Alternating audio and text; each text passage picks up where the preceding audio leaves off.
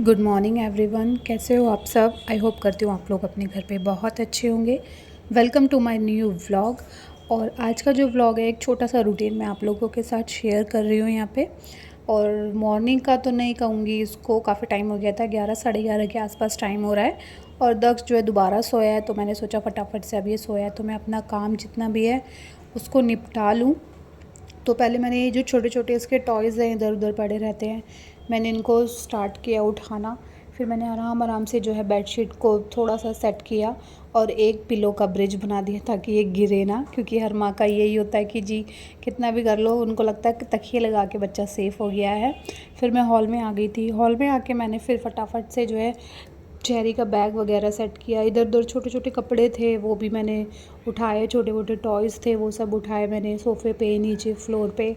और सैटरडे था तो चेरी की छुट्टी है, सैटरडे संडे की अब चेरी की छुट्टी रहती है। तो चेरी को मैंने बोला बेटा अंदर एसी चल रहा है, अंदर जाके बैठ के पढ़ो आप। और मैं यूँ ही मतलब वही है, जितना भी टाइम होता है फटाफट से ऐसा लगता है अभी ये सो रहा है ना, 1 या 1.5 घंटे मुश्किल से सो पाता है, उतने में मैं अपना काम जो है निपटा लूँ। पर पॉसिबल नहीं हो पाता, तो मुझे पूरा दिन ही लग जाता है काम करने में। हस्बैंड बोलते हैं जब ये सोता है तो तुम भी इसके साथ लेट जाया करो, सो जाया करो। पर वही है ना, मुझे ऐसा लगता है ये जितनी देर सोएगा ना मैं उतनी देर में अपना काम जितना है निपटा लूँ तो बढ़िया है। क्योंकि कई बार ऐसा होता है ना कि मेरे कपड़े जो है अगर मैं मॉर्निंग में मशीन लगाऊंगी तो नाइट तक मैं धो पाती हूँ, जब ये आते हैं तो तब निकाल पाती हूँ। नहीं तो फिर ऐसा होता है कि मुझे अगला दिन भी हो जाता है कई बार। एक हाउसवाइफ़ के लिए, और या फिर अगर घर में कोई भी हेल्पिंग हैंड नहीं है, उनको काम करने में बहुत सारी दिक्कतें आती हैं। जो जो मदर हैं ना जिनके कोई हेल्पिंग हैंड नहीं है, कुछ भी मतलब आया मेड वगैरह कुछ नहीं है और ख़ुद ही उन्होंने करना है सब कुछ, तो उनको पता होगा कि कितनी ज़्यादा प्रॉब्लम होती है। मैं तो ये फ़ेस कर रही हूँ, पहले तो सिर्फ चेरी थी तो कोई दिक्कत नहीं थी, अब ये मेरा छोटा बेटा भी है तो बहुत ज़्यादा दिक्कत होती है। तो फटाफट से मैं जिस रूम में ये सोया सबसे पहले मैं उस रूम में झाड़ू लगा रही हूँ ताकि ये उठ ना जाए। और एसी चल रहा था तो मैंने फटाफट से गेट भी बंद कर दिया। दश के पास मैंने चेरी को बिठा दिया है वहाँ पे इसको पढ़ने के लिए। और यहाँ पे मैं फटाफट से मैं हॉल में किचन में झाड़ू लगा दूँगी।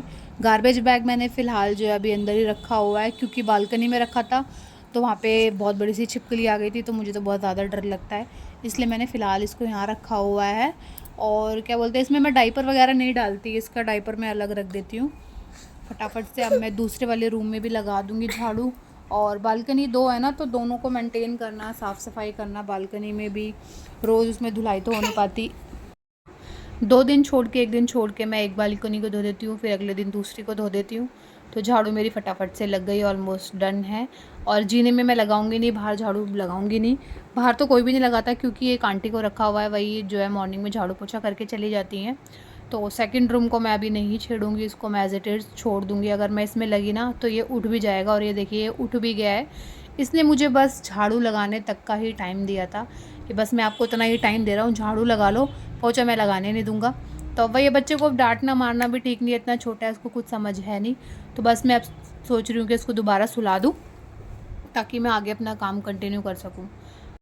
मैंने इसको फटाफट से दोबारा से सुलाया, थोड़ा टाइम तो लगा मुझे, फिर मैंने दोबारा से पोछा लगाना स्टार्ट किया। क्योंकि वही है ना, अब ये इसको कुछ भी खाने को दो तो ये नीचे गिरा देता है, और फिर वही बच्चा उठा के बाद में कुछ भी खा लेता है। तो क्लीनिंग का बहुत ज़्यादा ध्यान रखना पड़ता है, छोटा बच्चा है ना, इस वजह से तो बहुत ज़्यादा ही ध्यान रखना पड़ता है। पोछा मैं वाइपर से इसलिए लगा रही हूँ क्योंकि इससे क्या है, इजी रहता है, बेड के नीचे सोफ़ा के नीचे इजीली लग जाता है। और पोछा लगा के मैंने फटाफट से जो है नहा लिया था।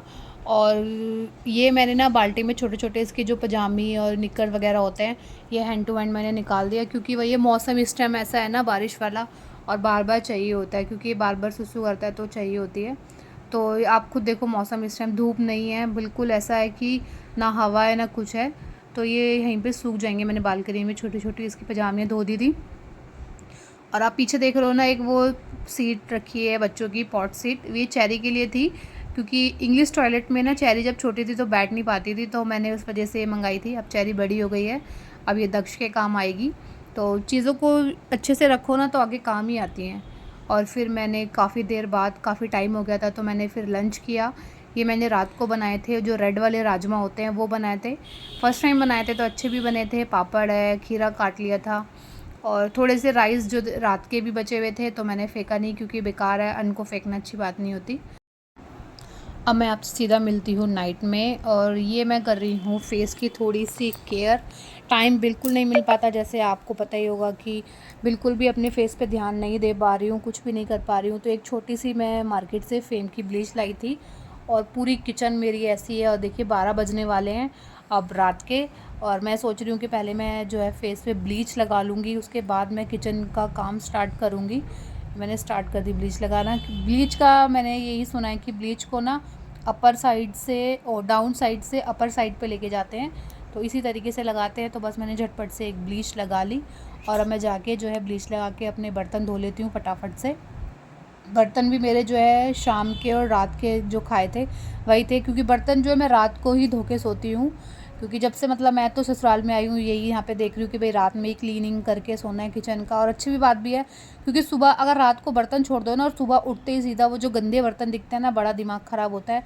और फिर कुछ कुछ अगर चाहिए होता है, बार बार हाथ गीले करो, धो निकालो, बड़ी दिक्कत सी लगती है। इसलिए अपना रात को थोड़ा सा टाइम दे दो, क्लीन किचन करके सो, तो अच्छा लगता है। साफ़ सुथरी किचन, अपने सारे बर्तन मिल जाते हैं। वही है ना फ्रेंड्स, क्योंकि यही कहा जाता है कि किचन में जो है माँ अन्नपूर्णा का वास होता है। तो किचन इसलिए क्लीन करके सोना चाहिए, बर्तनों को धो के सोना चाहिए, तभी हमारे घर में किचन में बरकत रहती है। और रात को बर्तन इसलिए भी नहीं छोड़ने चाहिए, मैंने ऐसा सुना है, क्योंकि रात को बर्तन जो है ना, वो हमें कोसते हैं कि तुमने खाना खा लिया, हमें गंदा ही छोड़ दिया। तो इसलिए अपनी एक हैबिट में, अपने जो रूटीन में ये चीज़ भी डाल लीजिए कि रात में हमें बर्तन धो के ज़रूर सोना चाहिए। मैं तो चाहे मेरा छोटा बच्चा है, लेकिन फिर भी मैं रात को धो के ही सोती हूँ। तो फाइनली आप खुद देखिए मेरी किचन हो गई है डन। सिंक भी एकदम चमका दिया है, बर्तन भी ऑल डन, ऑल क्लीन। जो भी मुझे फ्रिज में रखना था वो मैंने रख दिया है। तो गाइज़ बस यही था रूटीन। लाइक शेयर कमेंट ज़रूर करना, और चैनल को सब्सक्राइब किए बिना मत जाना। Thanks for watching, bye bye.